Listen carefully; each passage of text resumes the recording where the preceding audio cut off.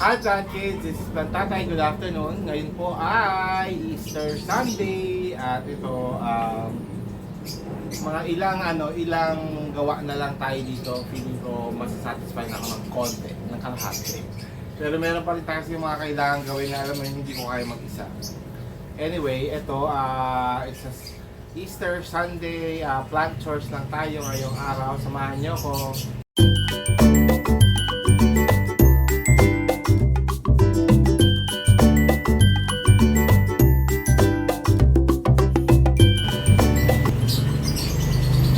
So, ito na nga po tayo. Nandito tayo sa covered garden. Tapos, ang dami kong nagawa dito over the Holy Week. Yun nga, naayos natin, na-finish na natin yung pigeon, cage. Tapos, napalitan ko dito yung mga tubig. Actually, meron pa akong mga papalitan na konti. Tapos, anong tawag dito? Etong section na to, nalinis ko, tapos pinalitan ko ng mga halaman. Sabi ko, ay ito yung showcase shelf ko. So, lahat ng mga, hindi naman lahat, pero karamihan ng aking mga rare andito ngayon. Mga philodendrons na rare. Ang nandyan ngayon. Tapos, ito gagawa tayo ngayon dahil nung tinitingnan ko, sabi ko, ay, ang dami ko na palang begonia. Ayusin ko nga. So, yan. Yung mga nakaganito ko,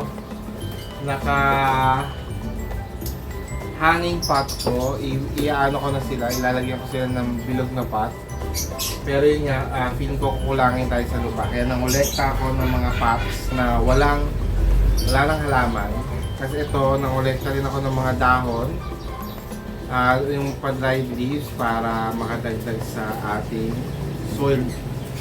So magkakat na tayo.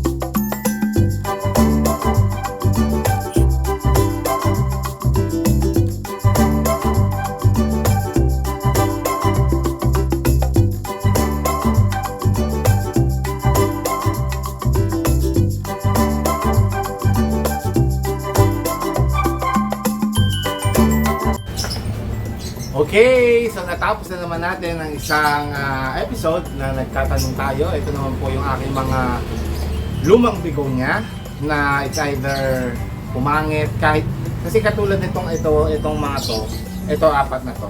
Kabibili ko lang yan. Kaso, okay naman siya sana doon sa pwesto niya kasi katulad nito buhay siya eh, buhay itong dalawa. Lumungkot lang kasi tinanggal ko sa paso kagad. Pero buhay sila. Kaso parang hindi ko alam kung ang humukay ay mga ibon o daga. So kaya tuwing umaga or every other day nakikita ko siya nasa lapag. So hopefully ayan, mabuhay pa natin yung dalawa. Susubukan natin. Although ito ano pala to, sorry. Hindi pala to begonia. Ano pala to? Okay, so natapos na naman natin ang isang episode na nagtatanong tayo. Ito naman po yung aking mga lumang begonia na it's either pumangit kahit kasi katulad itong mga to, ito apat na to. Kabibili ko lang yan. Kaso okay naman siya sana doon sa pwesto niya kasi katulad nito buhay siya eh, buhay itong dalawa. Lumungkot lang kasi tinanggal ko sa paso kagad. Pero buhay sila. Kaso parang hindi ko alam kung ang humukay ay mga ibon o daga. So kaya tuwing umaga or every other day nakikita ko siya nasa lapag. So hopefully ayan, mabuhay pa natin yung dalawa. Susubukan natin. Although ito ano pala to, sorry. Hindi pala to begonia. Ano pala to? Tawag dito? Calathea. Okay, ito pala begonia. Meron pa isang begonia eh. Hindi ko masabok sa kung nilagay.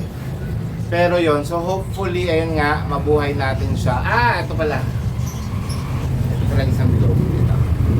Sorry, ito pala isang begonia. So, mas maliit siya kasi nga sabi ko para hindi rin malunod. Diba? So titingnan natin, sana mabuhay natin pa rin lahat sila.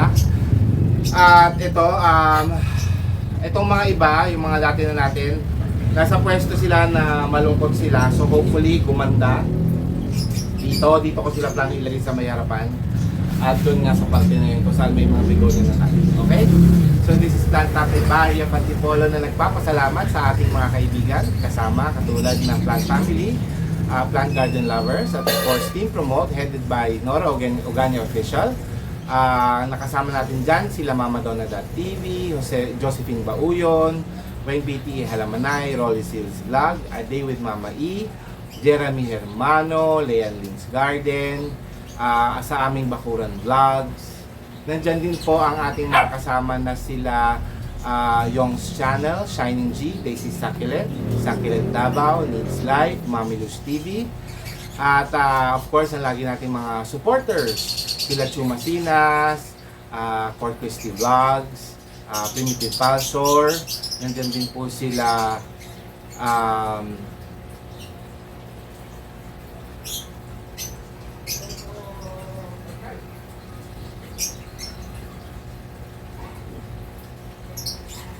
nandyan din po yung mga kasama natin, kaibigan natin from Japan, sila Ivy Vergara, Violis TV, at Julie Rosara, at ang mga long-time friends natin na sila Mamita Gina, Teresa de la Cruz, Mark Santillan, at Jenilyn G. Alejo, Great Pinay Journey, Annalyn P. Els, at marami pang iba.